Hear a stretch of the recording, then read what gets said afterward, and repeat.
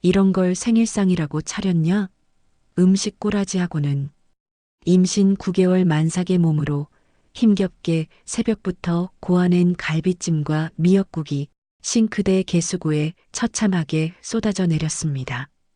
시어머니는 빈 냄비를 던지더니 혀를 차며 말했어요. 에휴, 넌 어째 하는 짓이 네 형님 발톱대만도 못하냐? 좀 보고 배워라, 배워. 남산만한 배를 부여잡고 서 있던 저는 웃으며 시어머니의 짐가방을 거실 바닥에 내동댕이 쳤습니다. 그렇게 형님이 대단하고 좋으시면 그 잘난 형님 댁 가서 사세요. 왜 형님 발톱대만도 못한 제 집에서 빌붙으려고 하세요? 짐 싸시라고요. 비교와 무시만 당하던 며느리의 입에서 나온 서슬퍼런 독설. 하지만 이건 시작에 불과했습니다. 안녕하세요. 저는 지극히 평범한 30 초반의 이은지라고 합니다. 원수는 외나무 다리에서 만난다고 하던가요? 살다 보니 옛말 하나 틀린 거 없다는 걸 뼈저리게 느꼈는데요. 그 좁은 다리 위에서 마주친 원수가 하필이면 가족이라는 이름으로 제 목을 조여올 줄은 꿈에도 몰랐습니다. 제 인생을 송두리째 흔들어 놓았던 악몽 같은 존재, 고등학교 동창 박미희가 제 형님이 될 줄은요. 제 학창 시절은 그 아이 하나 때문에 온통 회색빛이었습니다. 입학식 날 생글생글 웃으며 친구하자고 다가왔던 그 아이는 제 인생을 갉아먹는 기생충이나 다름없었죠. 안녕? 너 이름이 은지 맞지? 나랑 짝꿍인데 우리 친구하자. 그 해맑은 미소 뒤에 감춰진 칼날을 그때는 미처 알아보지 못했습니다. 박미희는 겉으로는 세상 둘도 없는 천사표 친구인 척했지만 뒤에서는 저를 철저하게 고립시키고 괴롭히는 악마였으니까요. 체육 시간 전 탈의실에서 옷을 갈아입으려 할 때였어요. 실수인 척 제 체육복 바지를 북소리가 나게 찢어버렸던 기억이 아직도 생생합니다. 바짓단이 찢겨나가 허벅지가 드러난 채 당황해서 어쩔 줄 모르는 저를 보며 그 아이는 눈 하나 깜짝 안 하고 말하더라고요. 어머, 못에 걸렸나 봐. 은지야, 조심 좀 하지 그랬어. 내가 꿰매줄게. 이리 줘봐. 바지를 꼬매준다며 다가오는 그 아이의 손길은 섬뜩할 정도로 차가웠습니다. 친구들 앞에서는 세상 착한 친구인 척 연기하면서 교묘하게 바지를 더 못쓰게 망가뜨려 놓고는 혀를 차며 안타까운 척하는데 정말 소름이 끼치더라고요. 저는 너무 억울하고 분해서 담임 선생님을 찾아가 펑펑 울며 호소했습니다. 하지만 선생님은 제 말을 들어주기는커녕 오히려 미간을 찌푸리며 저를 나무라셨죠. 너는 친구가 도와주려고 한 걸 가지고 왜 그렇게 꼬아서 듣니? 미희가 평소에 얼마나 모범적인 아이인데. 네가 너무 예민해서 그런 거야. 친구를 모함하면 못 쓴다. 그때 깨달았습니다. 세상은 진실보다 보이는 것에 더 현혹된다는 걸요. 박미희의 그 가증스러운 눈물 연기에 속아 넘어간 선생님과 아이들의 싸늘한 시선 속에서 저는 철저히 혼자가 되었습니다.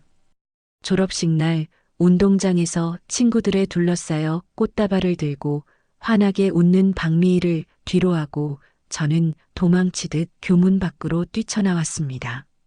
숨이 턱끝까지 차오르도록 달리고 또 달리면서 소리쳤죠. 이제 끝이다. 다시는 너 같은 인간 안 만나. 미친 사람처럼 울다가 웃다가를 반복하며 집으로 돌아온 저는 방문을 걸어 잠그고 다짐했습니다. 다시는 사람을 믿지 않겠다고, 내 마음을 아무에게도 보여주지 않겠다고요. 그날 이후로 저는 마치 세상에 없는 사람처럼 살았습니다. 혹시라도 길 가다 박미희를 마주칠까봐 두려워 고개는 늘 숙이고 다녔고 오로지 집과 도서관만 오가며 책 속에 파묻혀 지냈으니까요. 사람이 무서웠던 제가 선택한 유일한 도피처는 공부였습니다. 책상 앞에 앉아 미적분 문제를 풀고 영어 단어를 외우는 순간만큼은 미희의 비웃음 소리가 들리지 않았거든요. 저는 독하게 매달린 끝에 약대 편입에 성공했고 몇 년의 고생 끝에 약사 면허까지 취득하게 되었죠. 하지만 약사라는 타이틀이 생겼다고 해서 제 마음의 상처까지 씻은 듯이 낫는 건 아니더라고요. 약국에서 근무할 때도 저는 일부러 화장기 하나 없는 맨 얼굴에 뿔테 안경을 쓰고 펑퍼짐한 옷만 입고 다녔습니다. 예쁘게 꾸미고 나를 드러내면 또 누군가의 질투를 사고 표적이 될까봐 무서웠거든요. 약국 카운터 구석에 웅크리고 앉아 처방전을 입력하고 있으면 손님들은 저를 약사가 아니라 그저 약국 아르바이트생이나 전산 보조 직원쯤으로 여기곤 했습니다. 아가씨, 여기 드링크제 하나만 줘봐. 반말을 섞어가며 저를 하대하는 손님들의 태도가 역설적이게도 저는 더 편했습니다. 기대가 없으면 실망도 없고 주목받지 않으면 상처받을 일도 없으니까요. 그렇게 세상과 벽을 쌓고 지내던 어느 날 우연히 참가하게 된 독서 모임에서 지금의 남편을 만나게 되었습니다. 그 사람은 첫 만남부터 유독 저를 챙겨줬어요. 제 낡은 가방과 보풀이인 니트를 보더니 꽤나 안쓰러운 눈빛을 보내더라고요. 아마 저를 생활고에 시달리는 사회초년생 정도로 생각했던 것 같아요. 모임이 끝나고 뒤풀이 자리에서 그가 조심스럽게 물어왔죠. 은지 씨는 무슨 일 하세요? 저는 구구절절 설명하기도 귀찮고 약사라고 밝히면 달라질 사람들의 태도가 부담스러워서 퉁명스럽게 대답했습니다. 그냥 약국 다녀요. 그 한마디에 남편은 고개를 끄덕이며 혼자만의 소설을 쓰기 시작하더라고요. 아, 약국 전산직이구나. 하루 종일 서서 일하느라 힘들겠어요. 요즘 약국들도 불경기라 직원들 월급은 제때 나오나 모르겠네. 저는 굳이 정정하지 않았습니다. 어차피 스쳐 지나갈 인연이라고 생각했으니까요. 그런데 그 사람은 달랐습니다. 제 꼬질꼬질한 모습에도 아랑곳하지 않고 오히려 그런 저를 짠하게 여기며 다가왔거든요. 은지야, 오늘 저녁 안 먹었지? 내가 국밥 한 그릇 사줄게. 든든하게 먹어야 내일 또 일하러 가지. 그는 데이트라며 기껏해야 순대국밥집이나 김밥 천국 같은 곳을 데려갔지만 저는 그게 싫지 않았습니다. 뜨끈한 국밥 한 그릇을 제 앞에 밀어주며 깍두기를 올려주는 그 투박한 손길에서 계산되지 않은 따뜻함이 느껴졌거든요. 돈이나 배경, 직업 같은 조건이 아니라 초라하고 보잘것없는 이은지라는 사람 자체를 챙겨주는 사람은 난생 처음이었으니까요. 그는 영화 티켓을 내밀 때도 통신사 할인으로 공짜로 받은 거라며 생색 한 번 내지 않았고 제가 야근이라도 하는 날이면 약국 셔터가 내려갈 때까지 밖에서 캔커피 하나를 들고 기다리곤 했습니다. 화려한 이벤트나 비싼 선물은 없었지만 그 소박하고 꾸준한 호의가 10년 넘게 닫혀있던 제 마음의 빗장을 조금씩 아주 조금씩 풀게 만들더라고요. 이 사람이라면 믿어도 되지 않을까? 박미희 같은 사람들과는 다른 종류의 사람일지도 몰라. 그렇게 1년 정도 연애를 했을 무렵 남편이 비장한 얼굴로 저를 한강공원으로 불러냈습니다. 편의점 벤치에 앉아 캔 맥주를 하나씩 가서 마시는데 그가 주머니에서 꼬깃꼬깃한 종이 한 장을 꺼내 내밀더군요. 적금 통장 사본이었습니다. 은지야, 이거 봐봐. 나 적금 든 건데 이제 만기 얼마 안 남았어. 큰 돈은 아니지만 이걸로 전세 보증금에 조금은 보탤 수 있을 거야. 그는 제 손을 잡으며 떨리는 목소리로 말을 이었습니다. 나 가진 거 쥐뿔도 없는 거 너도 알잖아. 우리 집도 넉넉지 않아서 부모님 도움받기도 힘들고 형님이 사업하느라 집안 돈을 좀 많이 가져다 썼거든. 그래도 내가 몸 하나는 튼튼하니까 평생 너 굶기지는 않을게. 나랑 결혼해 줄래?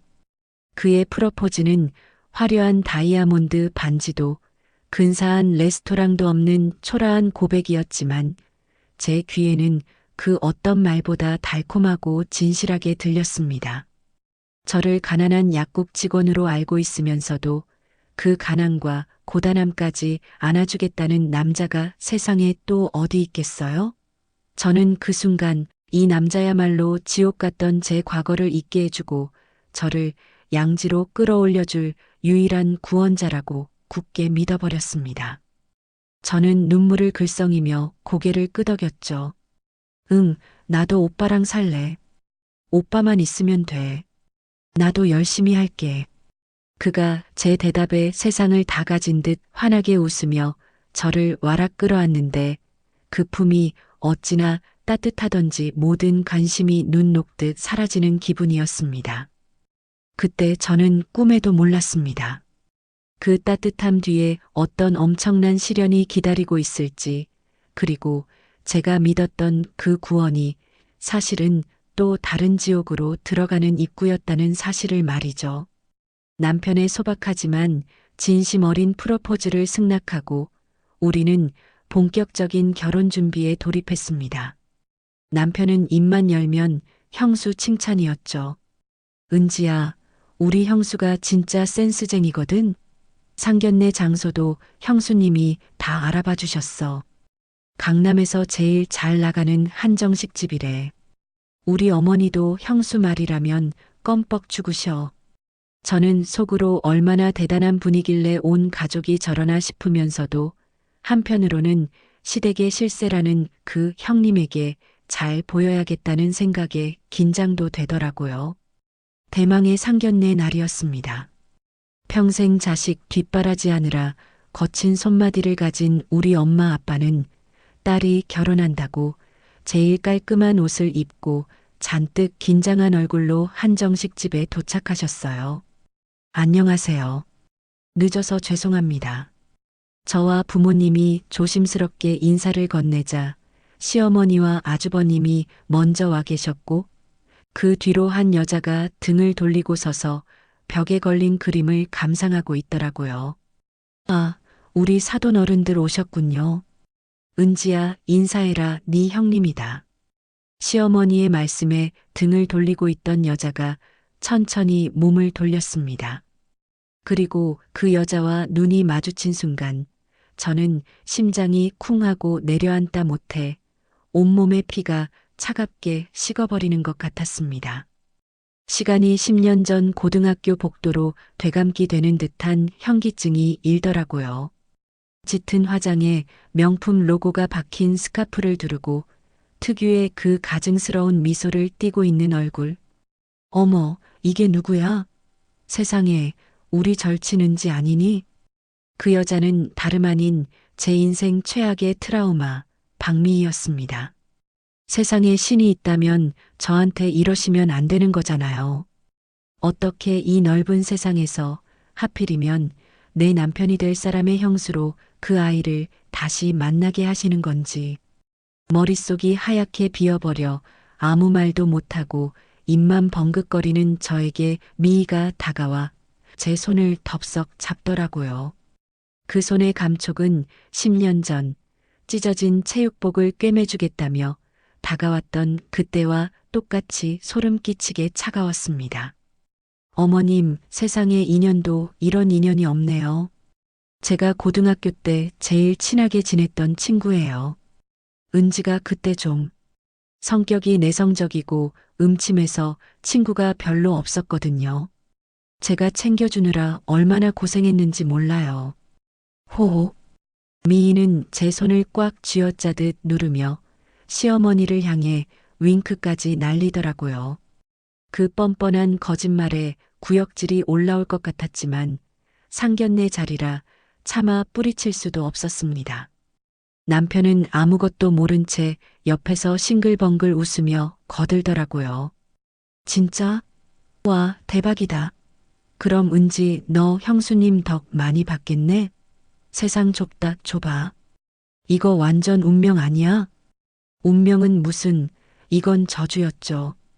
식사 내내 미희는 교묘하게 저를 깎아내리기 바빴습니다. 은지는 고등학교 때부터 공부랑은 좀 담쌓았었지? 나는 그때 전교권에서 노느라 바빴는데 은지는 맨날 도서관 구석에서 만화책이나 봤었잖아. 그래도 이렇게 시집은 잘 가네. 우리 도련님이 사람 볼 줄 아는 건지 아니면 은지가 남자를 잘 꼬시는 건지 모르겠네. 농담을 가장한 그 독설들이 비수처럼 날아와 제 가슴에 꽂히는데 저는 밥이 입으로 들어가는지 코로 들어가는지 모를 지경이었습니다. 시어머니는 미희의 말에 맞장구를 치며 저를 훑어보셨죠. 그래, 우리 큰 며느리가 그렇다면 그런 거지. 얘가 원래 사람 보는 눈이 정확하거든. 즉, 학창시절에 공부도 안 했으면 집안 살림이라도 야무지게 배워왔어야 할 텐데. 생긴 게 좀 맹해 보여서 걱정이구나. 상견례가 끝나자마자 저는 남편을 끌고 밖으로 나왔습니다. 다리가 후들거려 제대로 서 있기도 힘들었지만 억지로 정신을 붙잡고 남편에게 쏘아붙였죠. 나 이 결혼 못해. 아니, 안 해. 은지야, 갑자기 그게 무슨 소리야? 상견례 잘 끝내놓고 왜 그래? 남편은 영문을 모르겠다는 표정으로 제 팔을 잡았습니다. 저는 억울함에 눈물이 터져 나올 것 같았지만 입술을 깨물며 말했죠. 저 여자, 네 형수라는 여자, 내가 세상에서 제일 싫어하는 사람이야. 나 고등학교 때 저 여자 때문에 죽고 싶었던 적이 한두 번이 아니라고. 학교 폭력 가해자라고. 저런 사람이랑 가족으로 얽히느니 차라리 평생 혼자 사는 게 나아. 제가 길바닥에서 소리를 지르며 울분을 토하자 남편은 당황해서 어쩔 줄 몰라 하더니 급기야 사람들 지나다니는 인도 한복판에서 무릎을 꿇더라고요. 은지야, 제발. 내가 잘못했어. 내가 미리 못 알아봐서 미안해. 근데 우리 여기까지 왔잖아. 식장도 다 예약했고 청첩장도 돌렸는데 이제 와서 파토 내면 우리 부모님 쓰러지셔. 형수는 명절 때나 가끔 보잖아. 1년에 딱 3번. 설날, 추석, 제사 때만 참으면 돼. 응? 나 봐서 한 번만 참아주라. 내가 중간에서 진짜 잘할게. 내가 형수랑 너랑 절대 안 부딪히게 막아줄게. 형수 때문에 우리가 헤어지는 게 말이 되냐? 남편은 제 바짓가랑이를 붙잡고 애원했습니다. 그 찌질하면서도 간절한 모습에 그리고 나를 책임지겠다던 그 프로포즈 때의 진심이 떠올라 마음이 약해지더라고요. 그래, 남편이 무슨 죄가 있겠어. 1년에 3번만 눈 딱 감고 참으면 되겠지. 내가 피하면 되겠지. 그렇게 스스로를 합리화하며 저는 지옥 불구덩이 속으로 제 발로 걸어 들어가고 말았습니다. 그 선택이 제 인생을 얼마나 비참하게 만들지 그때는 정말 짐작조차 하지 못했으니까요. 결혼식 당일이었습니다. 신부 대기실에 앉아 있는데 문이 열리고 박미희가 들어왔습니다. 그런데 형님의 옷차림을 보고 하객들이 수군거리기 시작했어요. 마치 자기가 신부인 양 순백색의 화려한 레이스 원피스를 입고 있었거든요. 신부보다 더 튀는 옷을 입고 와서 민폐 하객 노릇을 톡톡히 하고 있는 셈이었죠. 형님은 제 옆에 앉아 사진을 찍는 척하며 제 귀에 대고 속삭였습니다. 어머, 은지야. 드레스가 좀 싼 티 난다? 대여료 아끼려고 제일 싼 거 골랐니? 하긴 네 형편에 그 정도도 감지덕지겠지. 형님은 킬킬거리며 제 어깨를 툭 치고는 밖으로 나갔습니다. 저는 주먹을 꽉 쥐고 부들부들 떨었지만 화장이 지워질까봐 울 수도 없었어요. 그렇게 시작된 결혼 생활은 예상대로 가시밭길이었죠. 첫 명절 시댁에 갔을 때였어요. 저는 아침부터 전을 부치고 음식을 장만하느라 허리가 끊어질 것 같은데 형님은 늦잠을 자고 느긋하게 나타나더니 소파에 앉아 과일을 깎아 먹으며 훈수를 두기 시작하더라고요. 동서, 전 부치는 솜씨가 영 아니네.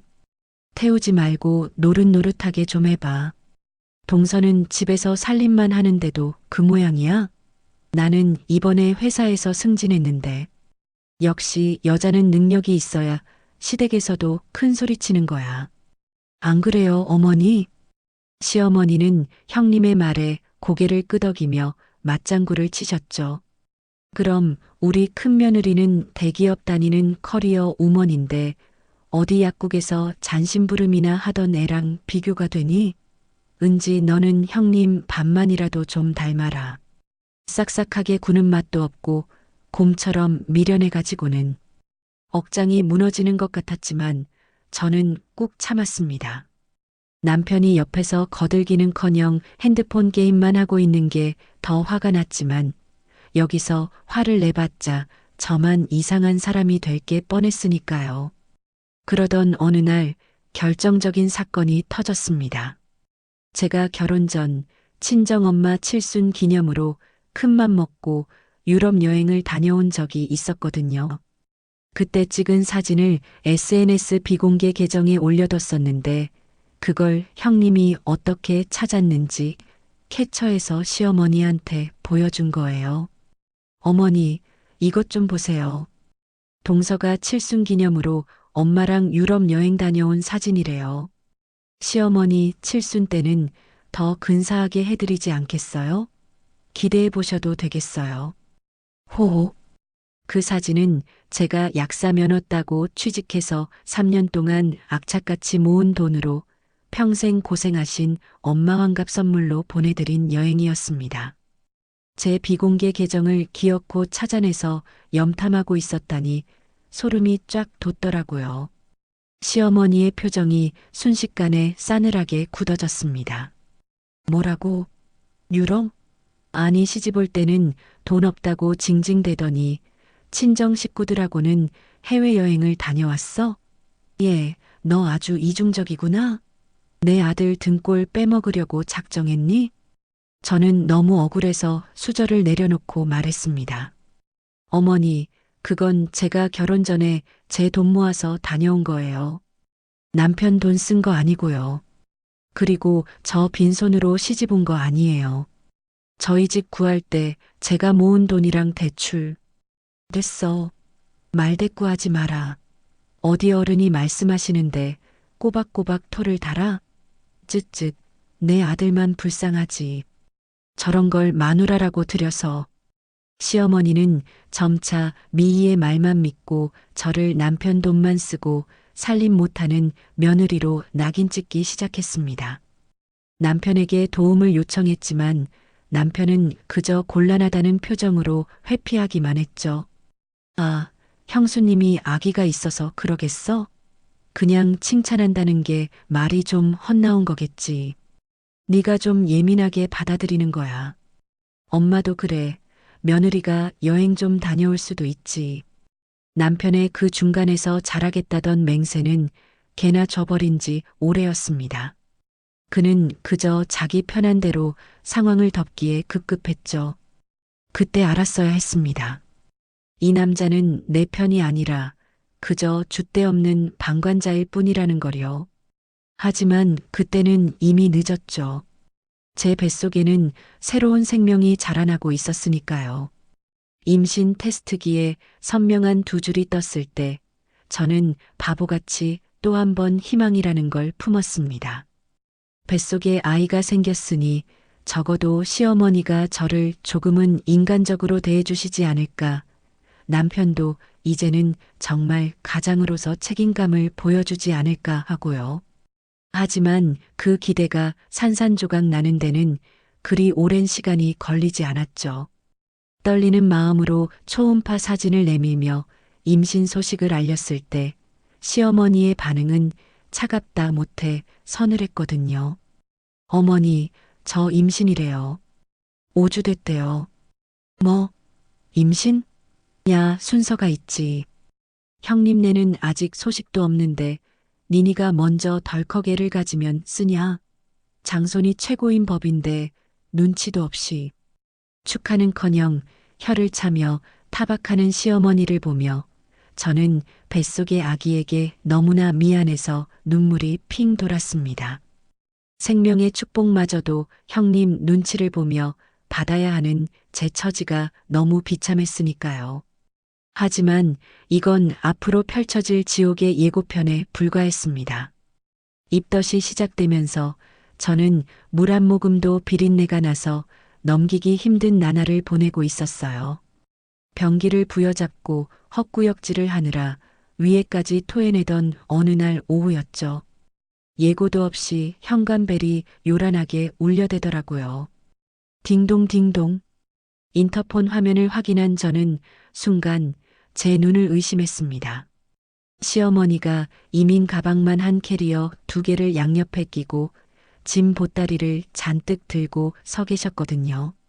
불길한 예감이 등골을 타고 싸늘하게 흘러내렸습니다. 문을 열어드리자마자 시어머니는 짐가방을 현관 안으로 툭 던지며 들어오시더라고요. 아범아, 나왔다. 문 좀 빨리빨리 열지 않고 뭐하냐? 저는 당황해서 남편을 쳐다봤지만 남편은 이미 알고 있었다는 듯 슬그머니 시선을 피하며 뒷머리만 긁적였습니다. 어머니, 이게 다 뭐예요? 연락도 없이 갑자기. 내가 살던 집 전세 뺐다. 네 형님 네가 이번에 사업 확장한다고 자금이 좀 급하다길래 보태줬어. 당분간 갈 데도 없고 너희 집에서 지내면서 태어날 애나 봐주마.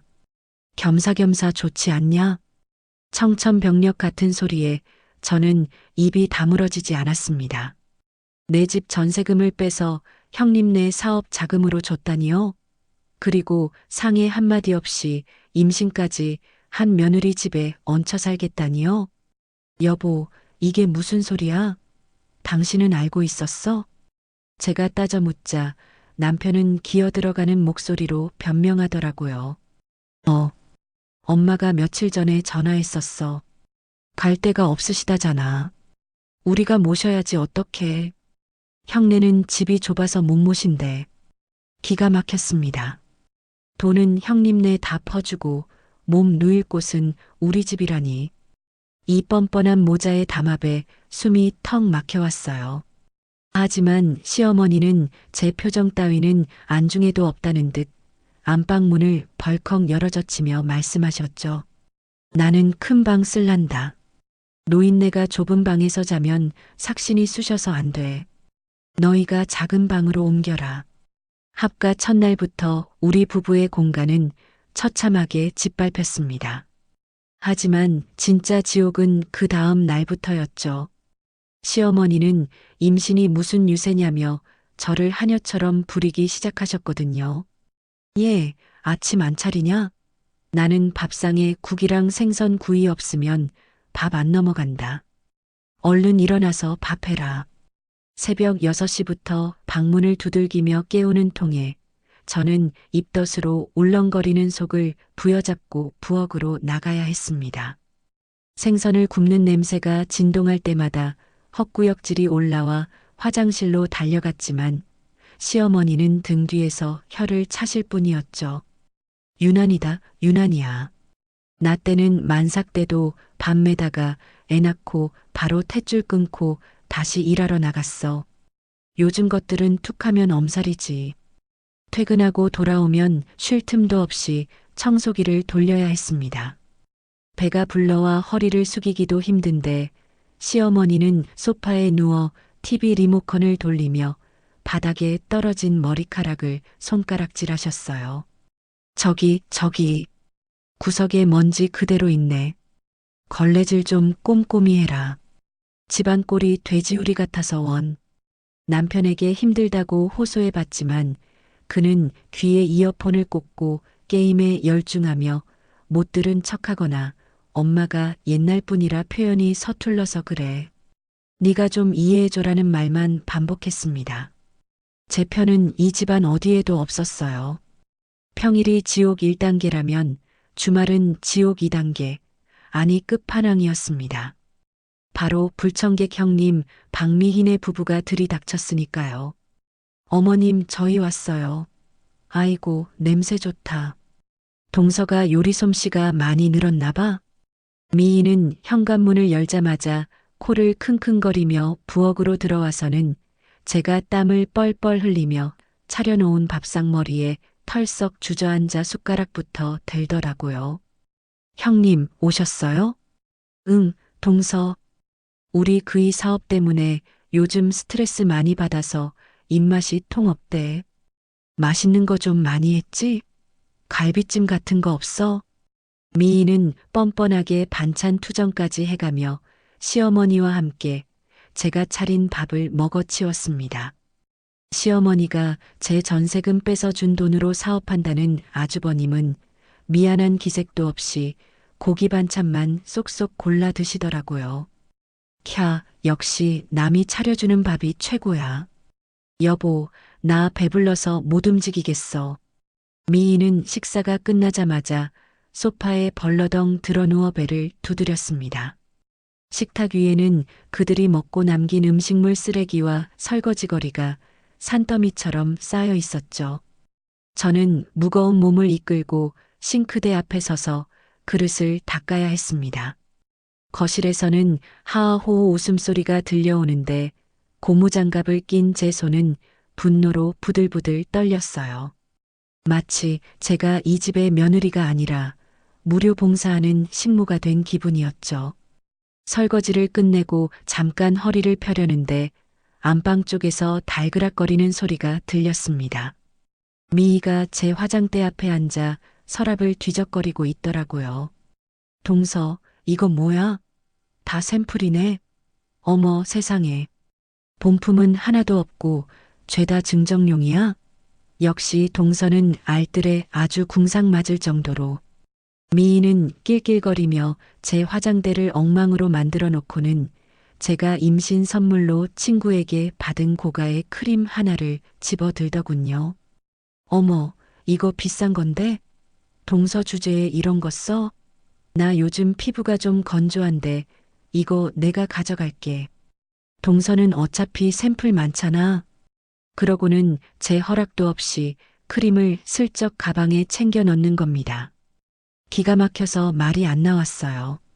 남의 물건을 허락도 없이 가져가는 것도 모자라 비아냥거리는 그 태도에 참았던 울분이 터졌습니다.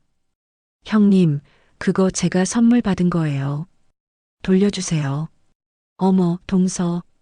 째째하게 굴기는. 가족끼리 네 거, 내 거가 어디 있어? 그리고 내가 형님인데 아랫사람 물건 좀 쓰면 안 돼? 어머님, 동서가 저한테 화내요. 미희는 쪼르르 시어머니에게 달려가 일러 바쳤고 시어머니는 제 등짝을 때리며 나무라셨습니다. 네 형님이 좀 쓰면 덧나냐?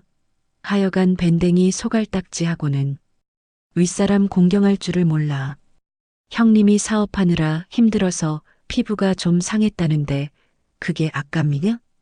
억울해서 미칠 것 같았지만 남편은 그 상황을 못 본 척 방으로 들어가 버리더라고요. 저는 분노가 치밀어 올라 방문을 쾅 닫고 따라 들어갔습니다. 오빠, 나 더 이상은 못 참아. 분가해. 당장 나가자고. 어머니 내보내든지 우리가 나가든지 해. 제가 악에 받쳐 소리치자 남편은 짜증난다는 듯 인상을 찌푸리며 말했습니다. 야, 이은지.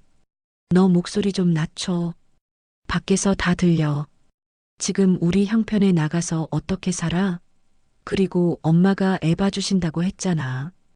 우리 애 낳으면 맞벌이해야 하는데 베이비시터 쓸 돈 있어? 엄마가 해주신다는데 고마운 줄 알아야지. 고마워? 지금 내 꼴을 보고도 그런 말이 나와? 나를 식모 취급하고 형님은 내 물건 훔쳐가는데 그게 가족이야?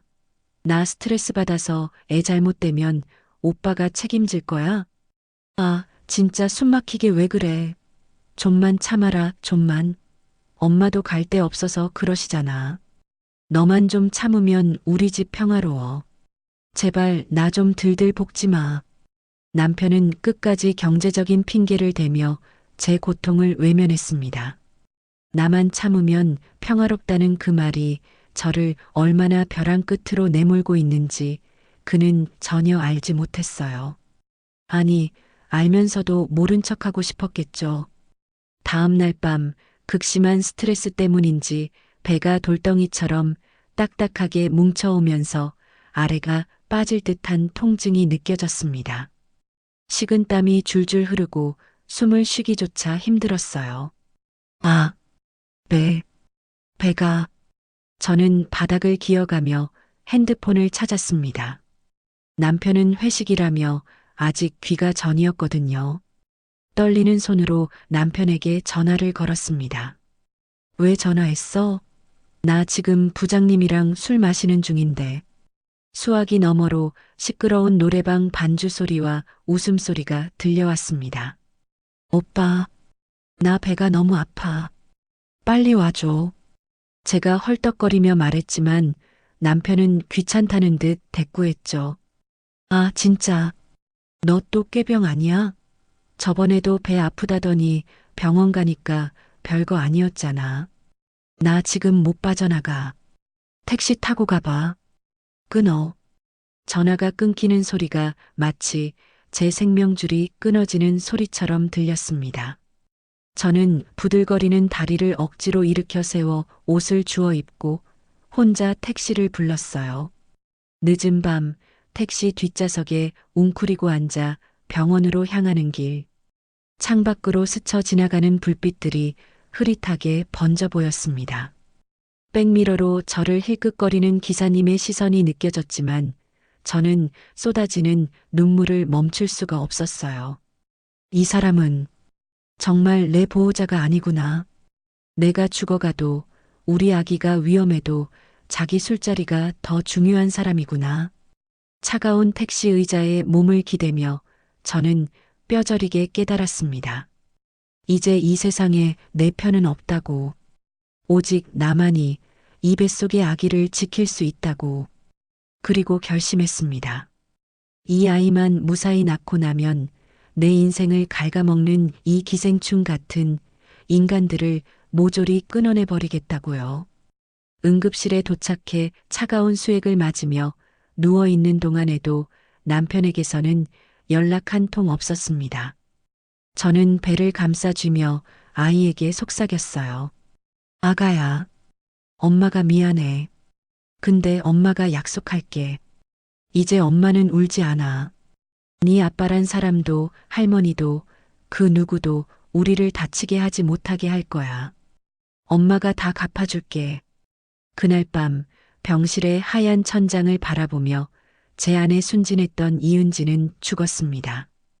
그리고 복수심에 불타는 아주 독한 이은지가 다시 태어나고 있었죠. 아침 해가 뜨기도 전인 새벽 5시 무거운 눈꺼풀을 억지로 들어 올리며 하루를 시작했습니다. 임신 9개월 차에 접어든 몸은 마치 물먹은 솜처럼 천근만근 무거웠고 남산만하게 불러온 배 때문에 바로 눕는 것조차 힘들어 밤새 뒤척이다 겨우 일어난 참이었거든요. 오늘은 바로 시어머니 최인순 여사의 생신날이었으니까요. 퉁퉁 부어올라 코끼리 다리처럼 변해버린 발을 억지로 슬리퍼에 끼워 넣고 주방으로 향하는데 허리가 끊어질 듯한 통증이 밀려와 저절로 신음이 새어나왔습니다. 하지만 제가 멈추면 오늘 하루 종일 쏟아질 시어머니의 잔소리와 타박을 감당할 자신이 없어 이를 악물고 싱크대 앞에 섰어요. 커다란 곰솥에 미역을 불리고 핏물을 뺀 소갈비를 양념에 재우면서 저는 쉴 새 없이 움직여야 했습니다. 부엌 한 구석에 식탁 의자를 끌어다 놓고 재료를 손질하다가 허리가 아프면 잠시 앉고 다시 일어나 불 앞에 서기를 수십 번 반복했죠. 이마와 등줄기에서는 식은땀이 비 오듯 쏟아져 내리는데도 안방문은 굳게 닫힌 채 시어머니의 콧꼬리 소리만 드르렁드르렁 흘러나오는데 그 평온한 소리가 어찌나 야속하던지요. 오후 1시가 넘어서자 초인종이 요란하게 울려댔습니다. 인터폰을 확인할 겨를도 없이 현관문이 벌컥 열리더니 형님네 부부가 들어왔습니다. 형님은 마치 시상식에라도 가는 여배우처럼 화려한 원피스에 키리를 신고 손에는 유명 베이커리의 작은 케이크 상자 하나를 달랑 든 채였죠. 어머님 생신 축하드려요. 저희 왔어요. 형님은 현관에 들어서자마자 콧소리를 내며 안방에서 나오시는 시어머니에게 달려가 안겼습니다. 시어머니는 형님을 반기며 입이 귀에 걸리셨더라고요. 아이고, 우리 큰며느리 왔니? 회사 일도 바쁠 텐데 뭐하러 일찍 왔어? 천천히 오지. 어머님 생신인데 제가 어떻게 늦게 와요? 어머, 집안에서 무슨 냄새가 이렇게 나? 동서, 환기 좀 시키지 그랬어. 냄새가 옷에 다 배겠네. 형님은 저를 본체만 채하며 코앞에서 손부채질을 해댔습니다. 저는 앞치마에 물 묻은 손을 닦으며 힘겹게 인사를 건넸죠. 형님, 오셨어요? 아주버님도 오셨고요. 그래. 재수씨 고생하네. 밥은 다 됐어? 나 아침도 굶고 와서 배고파 죽겠는데. 아주버님은 소파 제일 상석에 털썩 주저앉아 리모컨부터 찾으셨고 남편은 형네 비위를 맞추느라 옆에 달라붙어 히히덕거리기 바빴습니다. 형님은 식탁 의자에 앉아 제가 방금 무쳐놓은 잡채를 손으로 집어먹으며 품평회를 시작하더라고요. 동서. 잡채 당면이 좀 불었다? 그리고 간이 좀 센 것 같은데. 우리 그이 요즘 저염식 하는데 이렇게 짜게 하면 어떡해? 센스가 좀 부족하네. 저는 욱하는 마음을 누르며 최대한 차분하게 말했습니다. 형님, 제가 지금 몸이 좀 힘들어서요. 배가 자꾸 뭉쳐서 서 있기가 힘든데 전 부치는 것만이라도 좀 도와주시면 안 될까요? 제 간절한 부탁에 형님은 어이없다는 듯 눈을 동그랗게 뜨고 콧방귀를 뀌었습니다. 어머, 동서. 나는 손에 물 묻히면 습진 생겨서 안 돼. 그리고 동서는 집에서 놀잖아. 나는 회사에서 중요한 프로젝트 하느라 스트레스 받아서 손가락 하나 까딱할 힘도 없어. 전업주부가 집안일 하는 건 당연한 거 아니야? 그때 시어머니가 거실로 나오시며 형님의 말을 거들었습니다. 그래, 네 형님은 귀한 손인데 일 시키지 마라. 임신이 무슨 벼슬인 줄 아나 봐. 얼른 상이나 차려. 내 아들 배고프다잖아. 억울함에 눈물이 핑 돌았지만 여기서 울어봤자 저만 이상한 사람이 될 게 뻔했기에 꾹 참고 마지막으로 미역국을 국그릇에 담아 식탁으로 옮겼습니다. 상다리가 휘어지게 차려진 밥상을 보며 시어머니는 만족스러운 듯 자리에 앉으셨지만 숟가락을 들자마자 또다시 타박이 시작되었죠. 시어머니는 미역국을 한 숟가락 뜨더니 인상을 찌푸리셨습니다. 그러고는 대망의 갈비찜으로 젓가락을 옮기셨죠. 제가 밤새 핏물을 빼고 서너 시간이나 약불에서 정성껏 고아낸 가장 공들인 메뉴였습니다. 시어머니는 고기를 한 점 입에 넣고 오물거리는가 싶더니 갑자기 휴지에 퇴 하고 뱉어내시는 게 아니겠어요? 아이고, 즐겨라. 이래서 어디 이빨 안 좋은 노인네가 씹어 넘기겠니? 고기 냄새도 나는 것 같고 영 못 쓰겠다. 그러더니 시어머니는 믿을 수 없는 행동을 하셨습니다.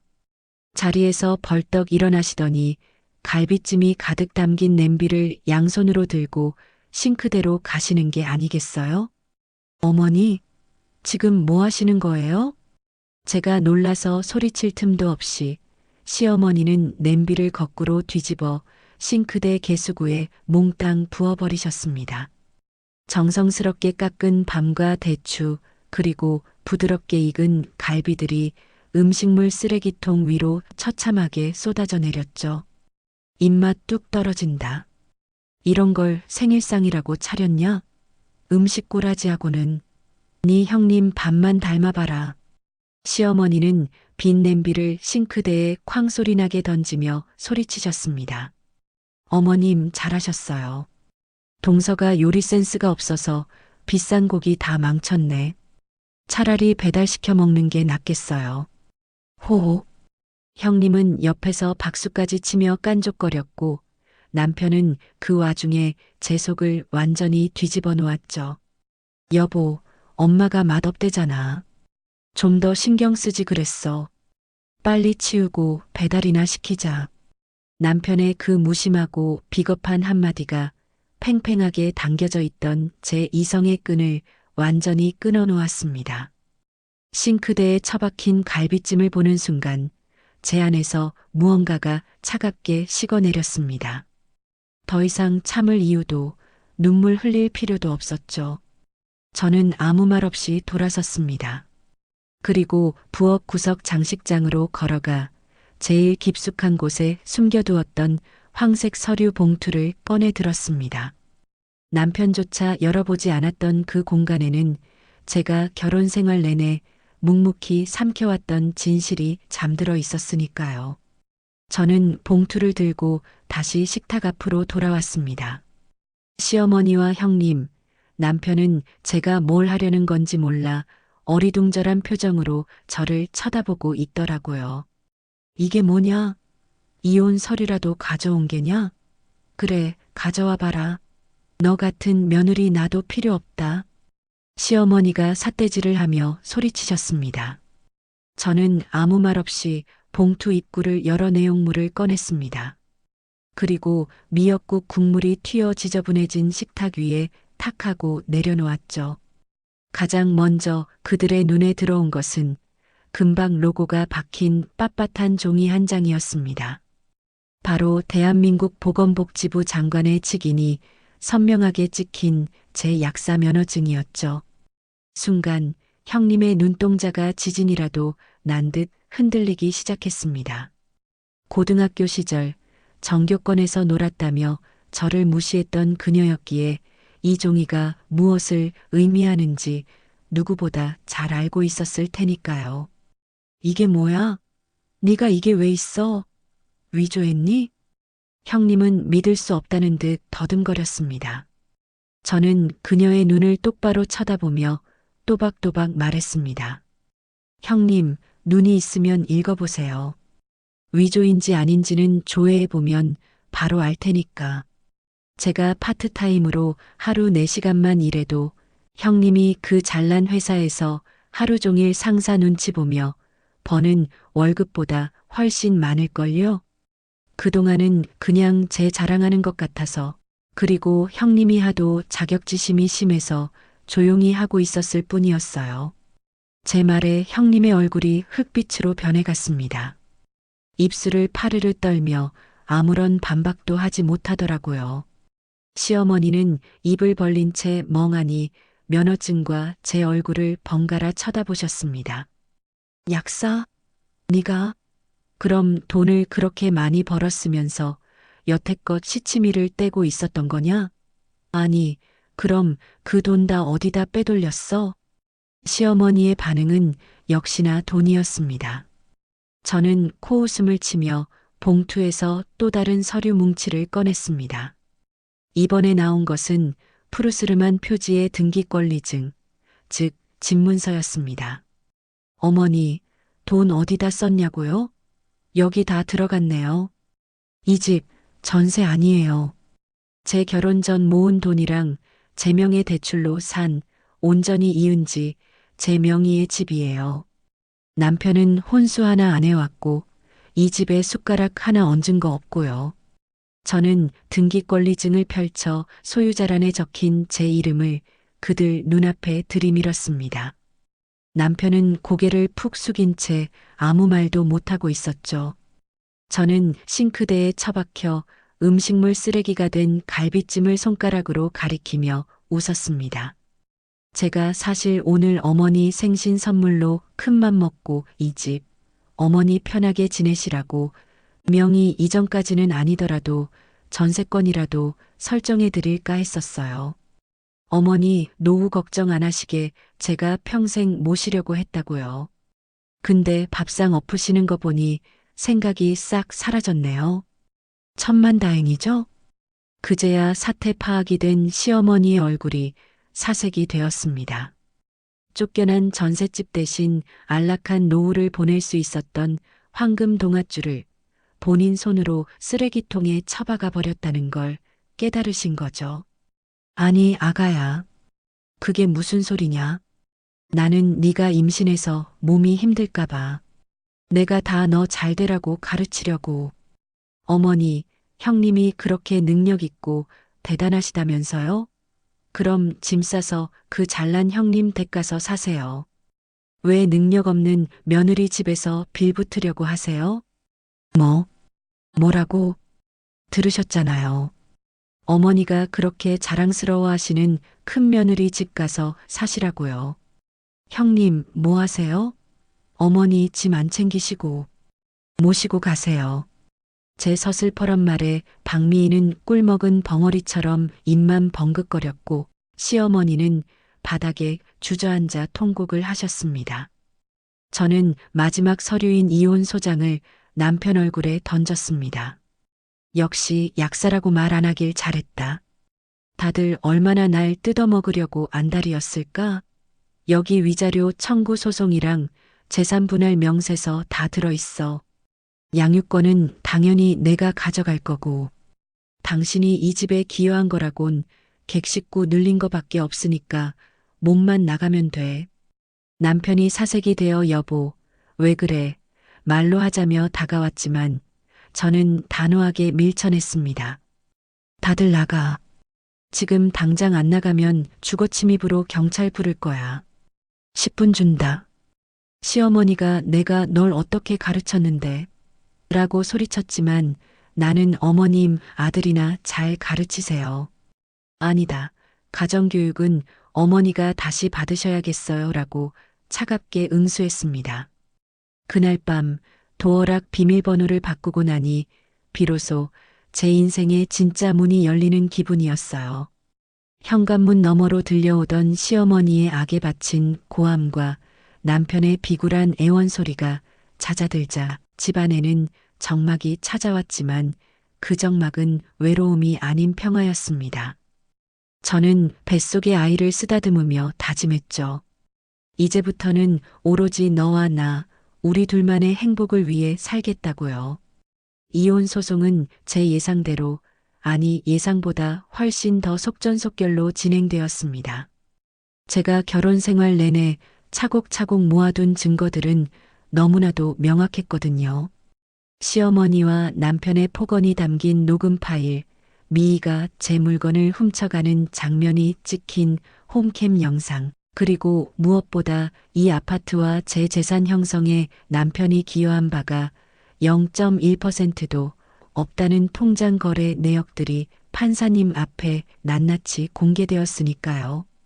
법정에서 남편은 한 번만 기회를 달라 내가 가장으로서 부족해서 그랬다며 눈물을 짜냈지만 판사님은 냉정하게 판결봉을 두드리셨죠. 피고는 원고에게 위자료 3천만 원을 지급하고 자녀가 성인이 될 때까지 매월 양육비 150만 원을 지급하라. 재산 분할 청구는 기각한다. 남편은 재산 분할은커녕 위자료까지 물어내게 되자 망연자실한 표정으로 주저앉더라고요. 그 찌질한 뒷모습을 보며 법정을 나오는데 10년 묵은 채증이 쑥 내려가는 듯 했습니다. 친정엄마는 소식을 듣자마자 한달음에 올라오셨어요. 아이고, 내 새끼. 그동안 혼자 얼마나 마음고생이 심했니? 엄마가 미안하다. 엄마가 몰라서 미안해. 엄마는 제 부른 배를 쓰다듬으며 하염없이 우셨지만 저는 오히려 웃으며 엄마를 안아드렸습니다. 엄마, 나 괜찮아.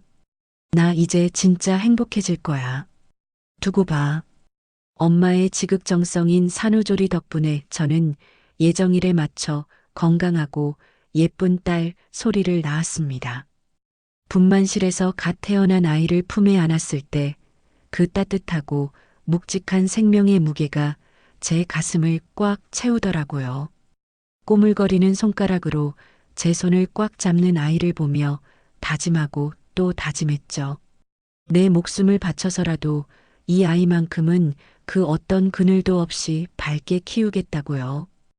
아빠의 부재 따위는 느껴지지 않을 만큼 사랑으로 채워주겠다고 맹세했습니다. 출산 후 저는 본격적으로 약사로서의 커리어를 다시 시작했습니다. 대학 선배의 소개로 시내 대형 약국에 약사로 취직하게 되었거든요. 복약 지도가 너무 꼼꼼해서 손님들이 약사님만 찾네. 우리 약국 복덩이야. 약국장님의 칭찬은 빈말이 아니었습니다. 저는 환자 한 분 한 분의 눈을 맞추며 그들의 아픔에 공감하고 진심을 담아 약을 건넸어요. 과거 사람을 피해 숨어 지내던 음침한 이은지는 이제 없었습니다. 흰 가운을 입고 당당하게 전문 지식을 설명하는 약사 이은지만이 있을 뿐이었죠. 약사님 덕분에 다 나았어요. 정말 고마워요. 손님들이 건네는 그 따뜻한 감사 인사가 제 무너졌던 자존감을 벽돌처럼 차곡차곡 쌓아 올려주었습니다. 소리와 함께 문화센터도 다니고 주말이면 친정 식구들과 맛집 투어를 다니며 결혼 생활 동안 꿈도 못 꿨던 평범한 행복을 마음껏 누렸어요. 반면 저를 지옥으로 밀어넣었던 그들의 소식은 바람결에 들려오더라고요. 들려오는 소문은 예상보다 훨씬 더 비참했습니다. 시어머니가 전세금까지 빼서 보태줬다던 형님네 사업 자금 기억하시죠? 알고 보니 그 돈 사업에 쓴 게 아니라 아주버님이 도박판에서 탕진하고 미희가 명품 사재기로 흥청망청 다 써버렸다고 하더군요. 결국 빚더미에 앉은 형님네 부부는 살던 집마저 경매로 넘어가고 월세방으로 쫓겨나게 되었답니다. 오갈 데 없어진 시어머니는 울며 겨자 먹기로 형님네 좁은 월세방에 얹혀 살게 되었는데 그 집 꼴이 아주 볼만하다고 하더라고요. 야, 며느리가 돼가지고 시어미 밥도 안 차려주냐? 내가 너한테 준 돈이 얼마인데. 아, 시끄러워요. 어머님 아들이 도박으로 다 날린 걸 왜 나한테 그래요? 밥 드시고 싶으면 나가서 돈을 벌어오시든가. 매일같이 고성이 오가고 심지어 시어머니와 박미희가 서로 머리채를 잡고 싸워서 경찰이 출동한 적도 한두 번이 아니라고 했습니다. 전 남편 김성식은 어땠냐고요? 밤마다 차단된 번호 목록에 그의 기록이 쌓여갔습니다. 은지야, 소리 잘 크지? 보고 싶다. 내가 정말 잘못했어. 다시 합치면 안 될까? 엄마가 많이 편찮으셔. 병원비가 없는데 조금만 도와주라. 구질구질한 문자 내용을 미리 보기로 확인할 때마다 저는 코웃음을 쳤습니다. 읽을 가치도 없어서 바로 삭제하고 영구 차단해버렸죠. 그가 보고 싶은 건 딸이 아니라 제 지갑이라는 걸 너무나 잘 알고 있었으니까요. 시간이 흘러 우리 소리의 첫돌이 다가왔습니다. 저는 호텔룸을 빌려 직계 가족끼리 오붓하고 고급스러운 돌잔치를 열었습니다. 소리는 제가 직접 고른 실크 한복을 입고 방실방실 웃으며 판사봉을 잡았죠. 그 모습을 보며 친정 부모님은 눈물을 훔치셨고 저 역시 가슴 벅찬 감동을 느꼈어요. 그날 저녁 저는 SNS에 소리의 돌잔치 사진을 올렸습니다. 화려한 꽃장식과 행복하게 웃고 있는 우리 가족의 사진. 그리고 그 아래에 짧게 덧붙였죠. 내 전부, 내 사랑 소라. 엄마가 평생 지켜줄게. 우리 이제 꽃길만 걷자. 게시물을 올리자마자 수많은 좋아요와 축하 댓글이 달렸습니다. 그 중에는 고등학교 동창들의 댓글도 보였습니다. 어머, 은지야. 너무 축하해. 너 정말 성공했구나. 보기 좋다. 그 댓글들을 하나하나 읽어내려가며 저는 비로소 완벽한 승리를 실감했습니다.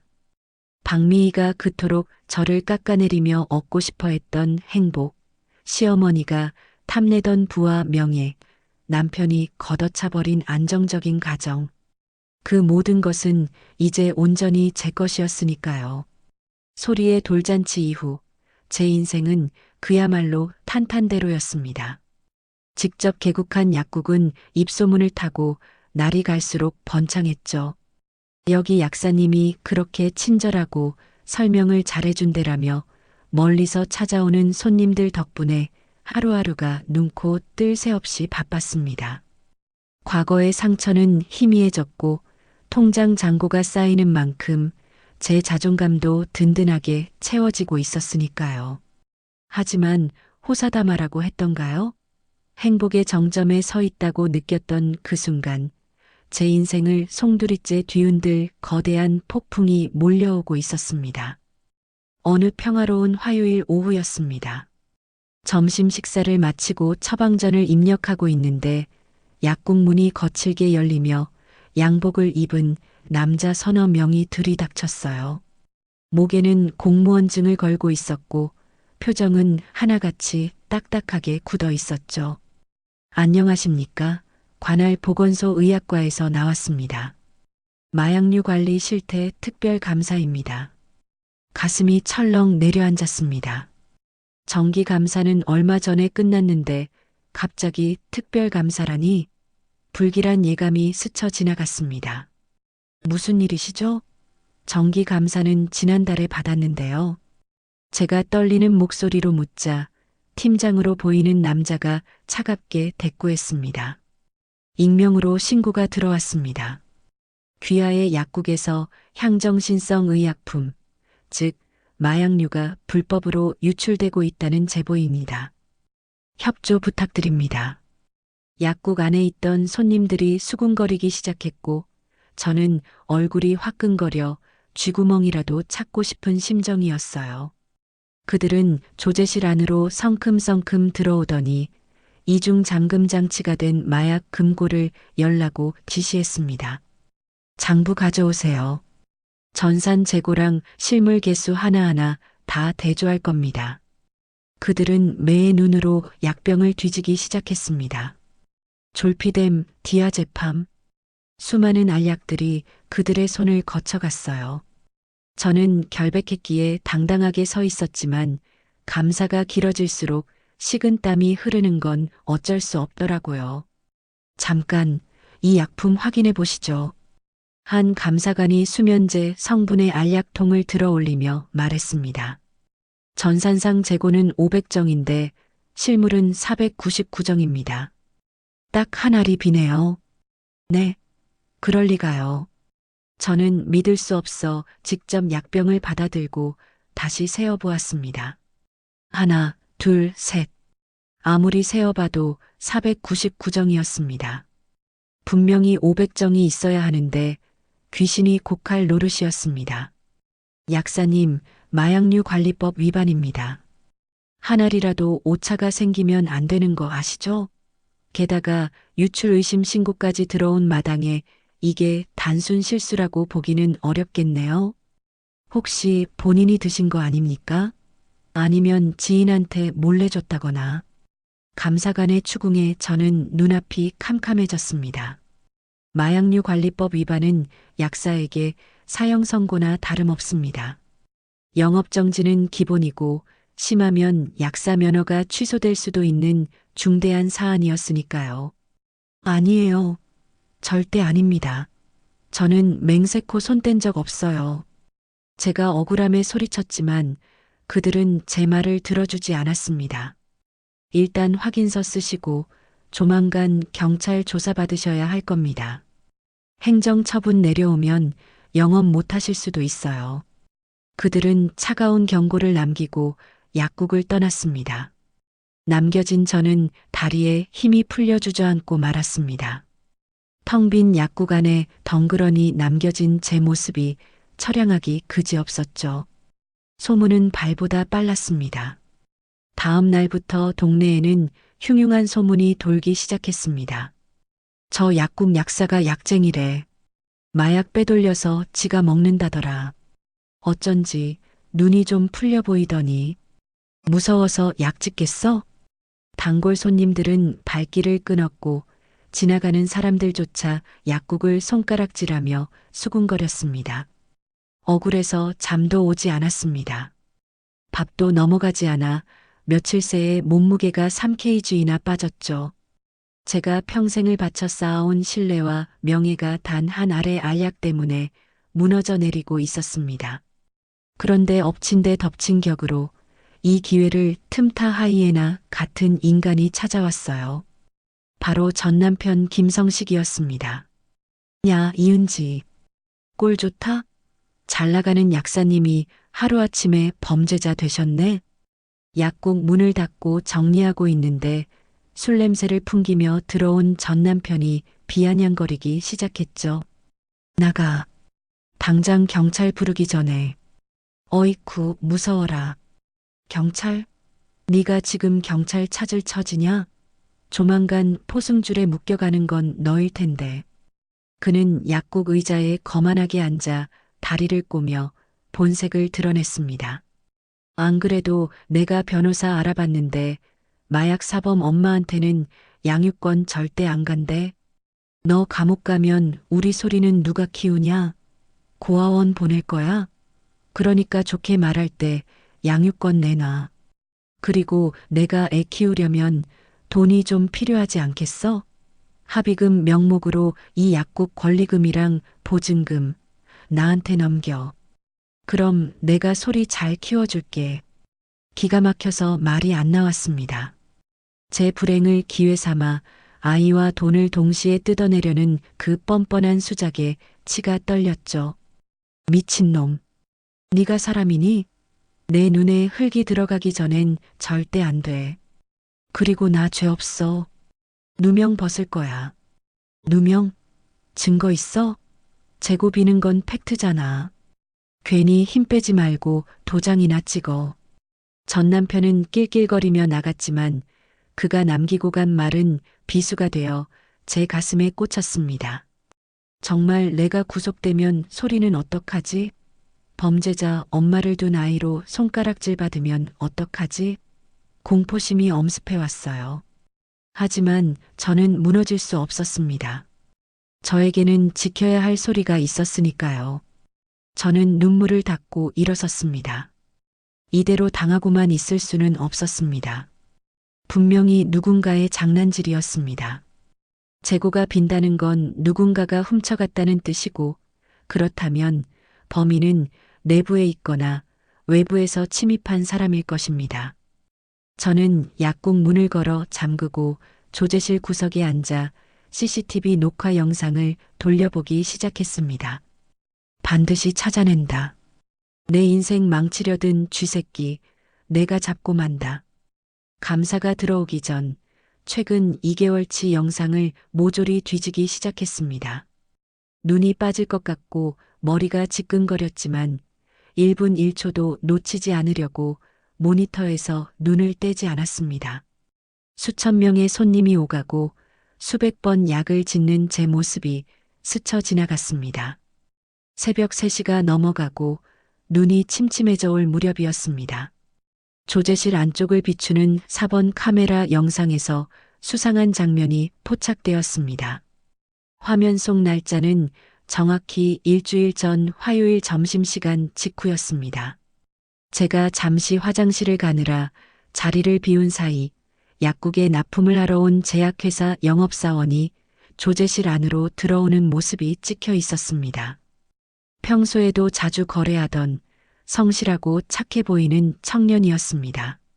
그는 제가 없는 것을 확인하고는 두리번거리더니 열려있던 마약 금고 쪽으로 슬금슬금 다가갔어요.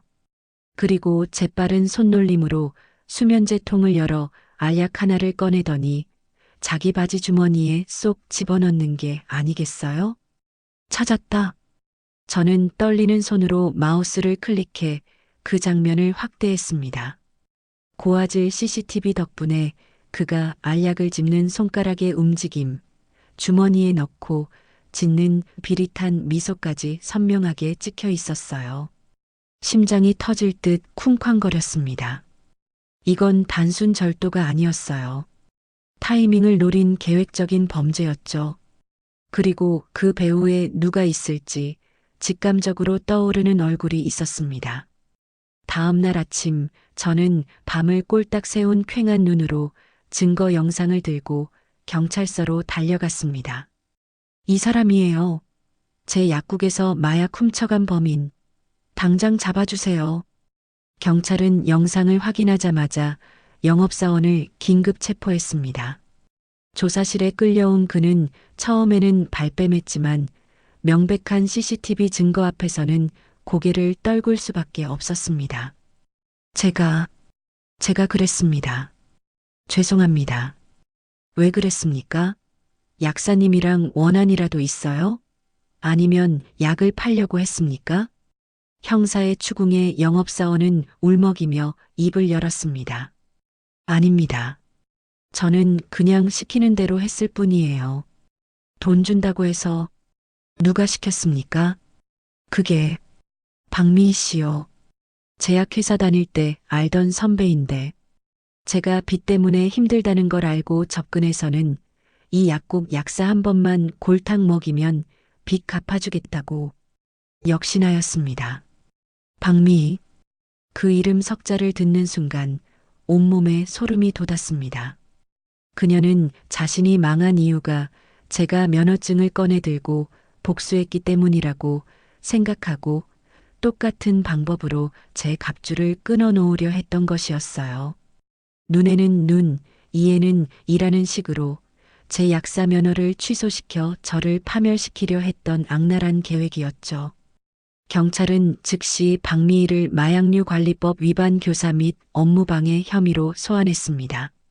하지만 그녀는 호락호락하지 않았어요. 경찰서에 출석한 미희는 배를 감싸 쥐며 뻔뻔하게 연기를 시작했습니다. 형사님, 저 임신했어요. 임산부를 이렇게 막 다루셔도 되는 거예요? 저 억울해요. 제가 혼자 저지르고 저한테 뒤집어 씌우는 거라고요. 미희는 뱃속에 아이가 있다며 구속 수사를 피하려고 발버둥 쳤습니다. 사실인지 거짓인지 알 수 없었지만 그 가증스러운 태도에 형사님들도 혀를 내두를 정도였죠. 그녀는 조사받는 내내 헛구역질하는 신용을 하며 시간을 끌었고 스트레스 받아서 유산되면 책임질 거냐며 고래고래 소리를 질렀어요. 저는 조사실 밖 유리창 너머로 그 모습을 지켜보며 주먹을 꽉 쥐었습니다. 박미희, 네가 갈 때까지 갔구나.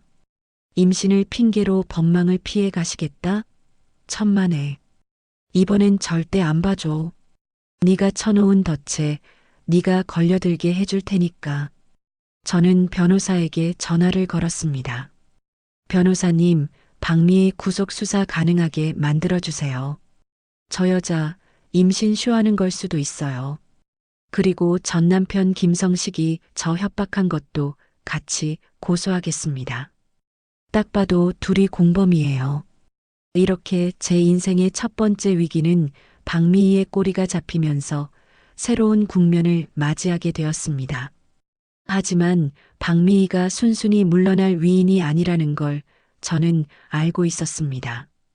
벼랑 끝에 몰린 쥐가 고양이를 물듯 그녀의 발악은 이제부터 시작일 테니까요.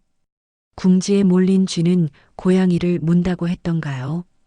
미희의 범죄 사실이 만천하에 드러나고 구속 수사가 임박해지자 시댁 식구들의 이성은 바닥을 드러냈습니다. 돈줄이 끊기고 명예마저 실추된 그들은 더 이상 잃을 것이 없다는 듯 인간으로서 넘지 말아야 할 선을 넘고 말았습니다. 그들의 추악한 욕망이 향한 곳은 제 돈도 제 약국도 아닌 바로 제 목숨보다 소중한 딸 소리였습니다. 나중에 경찰 조사를 통해 알게 된 사실이지만 이 끔찍한 계획의 시작은 미신의 미쳐버린 시어머니의 빗나간 모정에서 비롯되었습니다. 돈에 눈이 멀어 용하다는 점집을 찾아간 시어머니는 며느리의 길을 꺾고 돈을 뺏으려면 그 집 복덩이인 손녀를 데려와야 한다는 무당의 헛소리를 철석같이 믿어버린 것이었죠. 아이를 볼모로 삼으면 제가 꼼짝 못하고 돈주머니를 열 것이라는 그야말로 악마조차 고개를 저을 법한 망상이었습니다. 사건은 비가 억수같이 쏟아지던 어느 화요일 오후에 벌어졌습니다. 약국에 손님이 몰려 정신없던 저는 친정엄마에게 하원을 부탁드렸는데 그것이 화근이 될 줄은 꿈에도 몰랐습니다. 엄마의 다급한 울음 섞인 전화를 받기 전까지는요. 수화기 너머로 들려오는 엄마의 비명에 가까운 목소리, 그리고 검은 승합차가 소리를 태우고 갔다는 말 한마디에 제 세상은 순식간에 암전되었습니다. 약병이 바닥에 떨어져 깨지는 소리도 손님들의 웅성거림도 들리지 않았습니다. 오직 머릿속에는 내 아이가 사라졌다는 공포, 그리고 그 범인이 누구일 것이라는 섬뜩한 직감만이 사이렌처럼 울려 퍼졌습니다. 미친 사람처럼 빗속을 뚫고 경찰서로 달려가 확인한 CCTV 화면은 제 예상을 조금도 빗나가지 않았습니다. 화면 속 우산을 쓴 채 유치원 버스 정류장 주변을 어슬렁거리던 남자는 다름 아닌 제 전남편 김성식이었습니다. 그리고 그 옆에서 아이를 억지로 낚아채 차에 밀어넣는 여자는 시어머니였죠. 제 딸이 낯선 공포에 질려 발버둥 치는 모습이 화면 가득 잡히자 저는 짐승처럼 울부짖을 수밖에 없었습니다.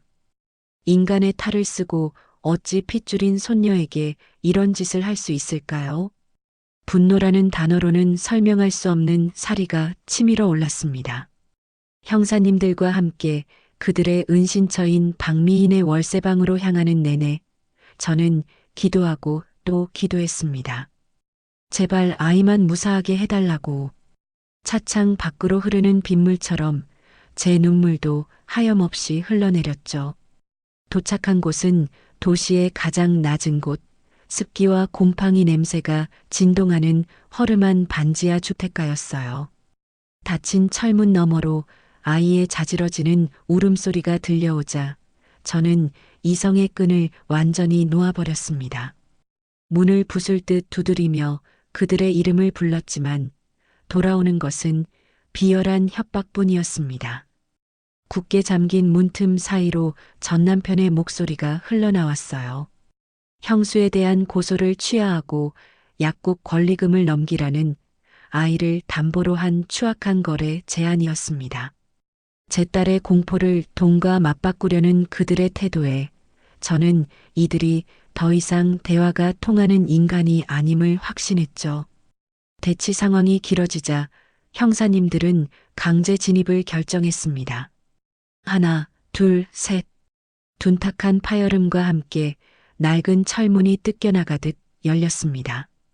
좁고 어두운 거실에는 먹다 남은 술병과 배달 음식 쓰레기가 널브러져 있었고 그 악취 나는 공간 한 구석에 제 딸 소리가 공포에 질린 채 떨고 있었어요. 경찰이 들이닥치자 당황한 시어머니는 아이를 내주지 않으려는 듯 거칠게 소리의 팔을 잡아 끌며 안방으로 도망치려 했습니다. 엄마, 엄마. 저를 발견한 소리가 필사적으로 시어머니의 손을 뿌리치며 저항했습니다. 아이의 저항에 중심을 잃은 시어머니의 발이 바닥을 헛디디는 순간 끔찍한 사고가 발생했습니다. 하필이면 전 남편이 마시고 바닥에 던져둔 소주병을 시어머니가 밟고 만 것이었죠. 뚝! 섬뜩한 파열음이 좁은 방 안을 가득 메웠습니다. 뼈가 부러지는 그 소리는 빗소리를 뚫고 제 고막을 찢을 듯 파고들었어요. 외마디 비명과 함께 시어머니는 바닥으로 고꾸라졌고 고통에 찬 신음만을 내뱉으며 꼼짝도 하지 못했죠. 저는 아수라장이 된 현장을 가로질러 아이를 품에 안았습니다. 겁에 질려 파랗게 질린 아이의 작은 몸은 사시나무 떨듯 떨리고 있었고 팔에는 시어머니가 억지로 잡아끈 붉은 손자국이 선명하게 남아 있었습니다. 그 상처를 보는 순간 시어머니가 지르는 비명소리조차 들리지 않을 만큼 차가운 분노가 심장을 얼어붙게 만들었어요. 전 남편과 박미인은 현장에서 유괴 및 감금 혐의로 즉시 체포되었습니다. 수갑이 채워지는 순간에도 그들은 서로를 탓하며 고성을 질러댔지만 이미 엎질러진 물이었습니다. 바닥에 쓰러진 시어머니는 119 구급대원들에 의해 들것에 실려 나갔어요. 고통으로 일그러진 얼굴로 저를 바라보며 무언가 말을 하려 했지만 저는 시선을 주지 않았습니다.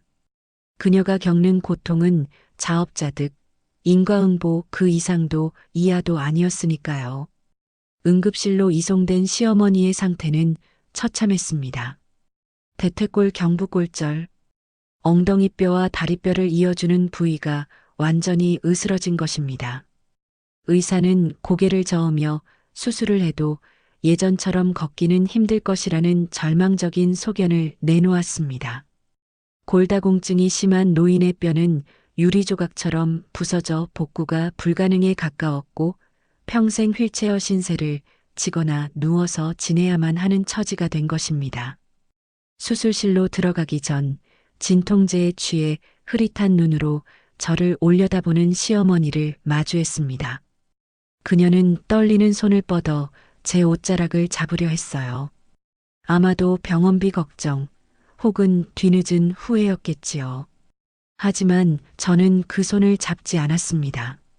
제품에 잠든 아이의 등에는 아직도 공포의 잔상이 남아 있었기에 저는 그 어떤 동정심도 느낄 수 없었습니다. 저는 싸늘하게 내려다보며 입 밖으로 내뱉는 것조차 아까운 마지막 말을 마음속으로 삼켰어요. 손녀한테 씻을 수 없는 상처를 주더니 결국 그 다리로 죗값을 치르시네요. 평생 그 고통 속에서 당신이 무슨 짓을 했는지 곱씹으며 사세요. 응급실을 나서는 제 등 뒤로 시어머니의 흐느낌이 들려왔지만 저는 한 번도 뒤돌아보지 않았습니다. 비는 그쳤고 구름 사이로 젖은 아스팔트를 비추는 햇살이 눈부시게 쏟아지고 있었어요. 저는 차 뒷좌석에서 곤히 잠든 소리의 얼굴을 백미러로 확인하며 시동을 걸었습니다. 악몽 같았던 하루가 저물어가고 있었습니다. 하지만 오늘 내린 비가 땅을 더 단단하게 굳히듯 저와 소리는 이 시련을 딛고 더 강해질 것입니다. 이제 그 누구도 우리를 위협할 수 없다는 확신과 함께 저는 엑셀을 밟아 그 지옥 같던 곳을 영원히 빠져나왔습니다. 소리를 납치하고 제게 씻을 수 없는 상처를 준 그날 이후 법의 심판은 가차없이 그들 머리 위로 떨어졌습니다. 재판정의 공기는 차가웠고 그 안에서 울려 퍼지는 판결문은 제 지난날의 억울함을 씻어내기에 충분했어요. 먼저 제 인생을 송두리째 흔들었던 악연, 박미. 그녀는 특수절도교사, 마약류 관리법 위반 교사, 위계에 의한 공무집행방해, 그리고 결정적으로 미성년자 약취 유인 및 감금 치상 혐의까지 더해져 징역 3년의 실형을 선고받았습니다. 판사님이 피고인은 반성의 기미가 없고 동서지간의 질투를 넘어 범죄를 사주하고 아이까지 위험에 빠뜨리는 등 죄질이 극히 불량하다며 엄벌을 내리셨죠. 법정 구속되어 포승줄에 묶여나가는 그녀의 뒷모습은 처량하기 그지없었습니다. 그렇게 자랑하던 명품 가방 대신 수의를 입고 고개를 푹 숙인 채 끌려나가는 꼴이라니.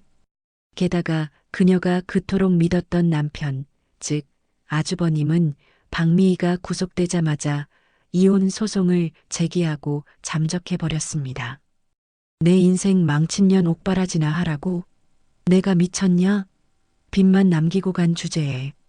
아주버님은 면회 한 번 가지 않고 그녀 명의로 된 얼마 안 되는 월세방 보증금까지 챙겨서 야반도주했다고 하더군요.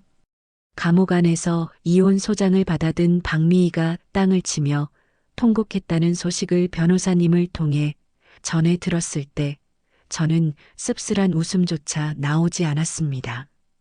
그게 바로 그녀가 평생을 바쳐 쫓았던 허영의 최후였으니까요. 그렇다면 제 전남편 김성식과 시어머니는 어떻게 되었을까요? 전남편 김성식은 납치 방조 및 폭행 혐의로 징역 1년 6월에 집행유예 3년을 선고받았습니다. 실형은 면했지만 정가자 딱지가 붙은 그를 받아줄 회사는 어디에도 없었죠. 그는 신용불량자로 전락하여 일용직을 전전하는 신세가 되었어요. 가장 비참한 말로를 맞이한 건 다름 아닌 시어머니 최인순 여사였습니다.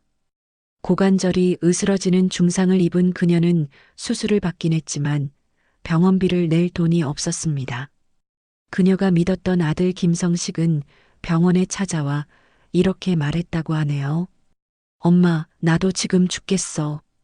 신용불량자라 대출도 안 나오고 내 입 하나 풀칠하기도 힘들어. 엄마가 알아서 해. 그는 병상에 누워있는 엄마를 요양병원으로 옮기더니 병원비 보증도 서지 않고 그대로 도망쳐버렸습니다. 자식이 부모를 고려장하듯 버린 것이나 다름없었죠. 몇 달 뒤 병원비가 밀려 쫓겨날 처지가 된 시어머니가 염치불구하고 제게 전화를 걸어왔습니다. 모르는 번호였지만 수화기 너머로 들려오는 그 쉰 목소리를 저는 단번에 알아챌 수 있었어요. 아가, 은지야, 나다. 시험이다. 내가 갈 데가 없어서 그런데 병원비 좀 빌려줄 수 없겠니? 내가 나중에 폐지라도 주어서 갚으마. 과거 전세금을 빼서 형님 내줬다며 당당하게 굴던 그 기세등등함은 온데간데 없고 비굴하게 떨리는 목소리만이 남아 있었죠. 저는 차가운 약국 조제실 안에서 조용히 숨을 고르고 마지막 쐐기를 박았습니다. 누구세요? 저 시어머니 없는데요. 제 시어머니는 제 딸 납치하다가 다쳐서 인연 끊은 지 오래입니다. 그리고 남보다 못한 사이인데 왜 저한테 돈을 빌려달라고 하세요?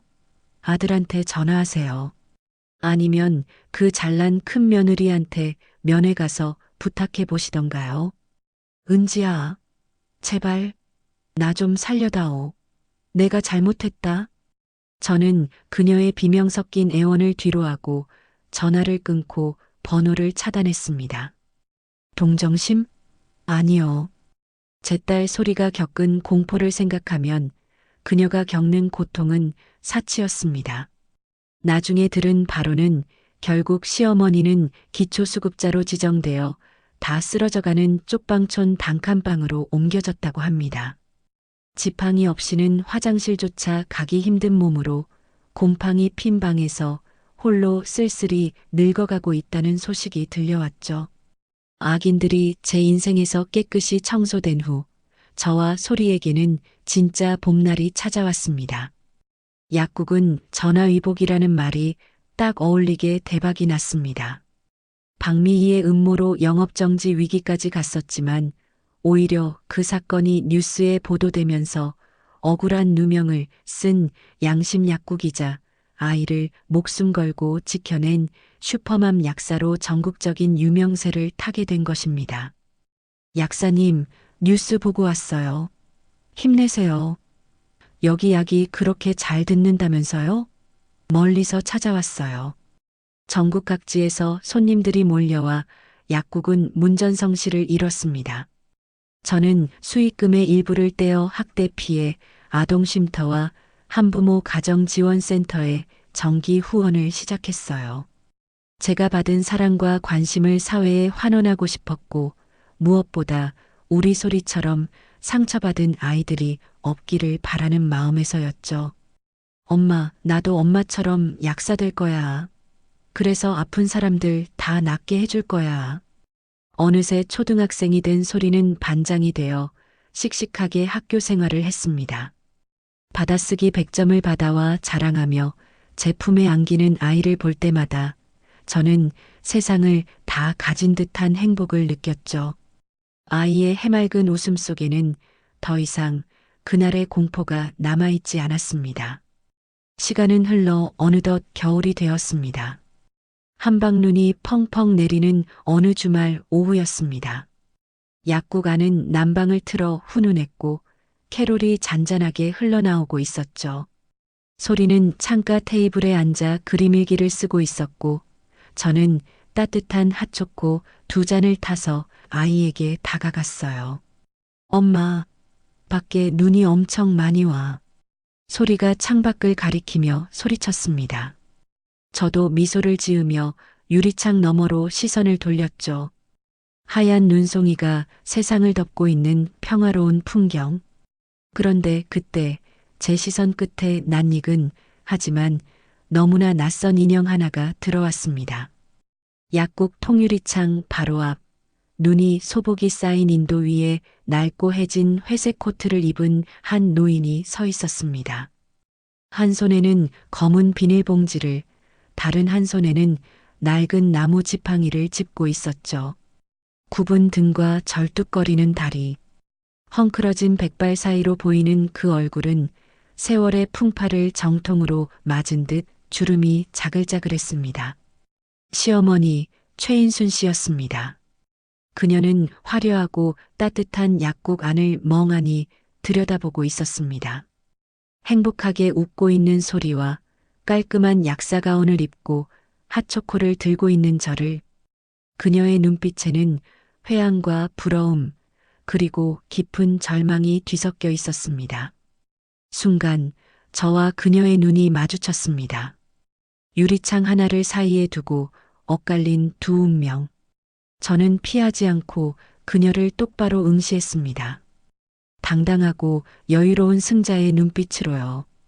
그러자 시어머니는 화들짝 놀라며 고개를 푹 숙였습니다. 마치 죄인이 된 것처럼, 혹은 더 이상 쳐다볼 자격조차 없다는 것을 깨달은 것처럼요. 그녀는 황급히 몸을 돌려 절뚝거리며 눈보라 속으로 도망치듯 사라졌습니다. 차가운 아스팔트 위에 찍힌 그녀의 비틀린 발자국 위로 하얀 눈이 덮이며 그녀의 흔적을 지워버리고 있었어요. 그 뒷모습이 한없이 작고 초라해 보였지만 제 마음속에는 일말의 동정심도 일지 않았습니다. 그저 스쳐 지나가는 풍경의 일부일 뿐이었죠. 엄마, 저 할머니 왜 계속 쳐다봐? 소리가 고개를 갸웃거리며 물었습니다. 저는 아이의 머리를 쓰다듬으며 부드럽게 웃어주었습니다. 아니, 모르는 사람이야. 그냥 눈 구경하시는 것 같네. 저는 굳이 아이에게 그 할머니가 네가 무서워했던 그 사람이라고 말해주지 않았습니다. 소리의 기억 속에 그들은 이미 지워진 존재, 없는 사람이니까요.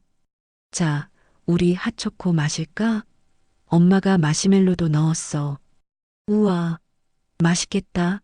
엄마 최고. 소리는 호호 불어가며 달콤한 핫초코를 마셨고 입가에 묻은 거품을 보며 우리는 서로 마주보고 깔깔 웃음을 터뜨렸습니다. 따뜻한 약국 안, 향긋한 코코아 향기, 그리고 사랑하는 내 딸의 웃음소리. 창밖에는 매서운 추위와 눈보라가 몰아치고 있었지만 우리 두 사람의 세상은 더 이상 춥지 않았습니다.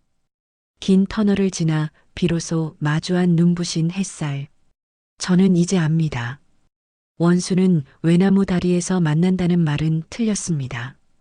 원수는 스스로 판 무덤 속으로 사라지고 선한 사람은 결국 꽃길 위를 걷는다는 것을요. 한때는 세상이 두려워 숨어 살았던 여자였지만 이제는 세상 앞에 당당히 선 약사이자 한 아이의 자랑스러운 엄마입니다. 그리고 이것은 제 인생을 되찾기 위해 싸웠던 치열하고도 아름다웠던 승리의 기록입니다. 여러분, 오늘의 사연 어떻게 들으셨나요? 지독했던 학폭 트라우마를 딛고 일어선 주인공이 결혼이라는 또 다른 지옥 불 속으로 걸어 들어갔다가 스스로의 힘으로 그 불길 속을 당당하게 걸어 나오는 모습. 정말 손에 땀을 쥐게 하는 사이다. 복수극이자 감동적인 성장 드라마였습니다. 특히 마지막 장면, 눈 내리는 약국 창밖에서 초라하게 서 있던 시어머니와 따뜻한 안에서 딸과 함께 웃고 있는 주인공의 대비가 정말 강렬하게 남는데요. 원수는 외나무 다리에서 만난다는 말 대신 원수는 스스로 판 무덤 속으로 사라진다는 주인공의 마지막 독백이 긴 여운을 줍니다. 누군가는 인생이 불공평하다고 하지만 결국 뿌린 대로 거둔다는 인과응보의 진리는 변하지 않는 것 같네요. 자신의 능력을 믿고 아이를 지키기 위해 독해질 수밖에 없었던 슈퍼맘 은지 씨. 앞으로 펼쳐질 소리와의 꽃길 인생을 진심으로 응원합니다. 그리고 지금 이 순간에도 힘든 시기를 겪고 계신 분들이 있다면 은지 씨의 이야기가 작은 희망의 불씨가 되었으면 좋겠습니다. 겨울이 지나면 반드시 봄이 오듯 여러분의 인생에도 따뜻한 햇살이 비칠 날이 올 거라고 믿어요. 은지님께 응원의 댓글을 남겨주세요. 큰 위로가 돼줄 거예요. 오늘도 끝까지 함께 해주셔서 감사합니다.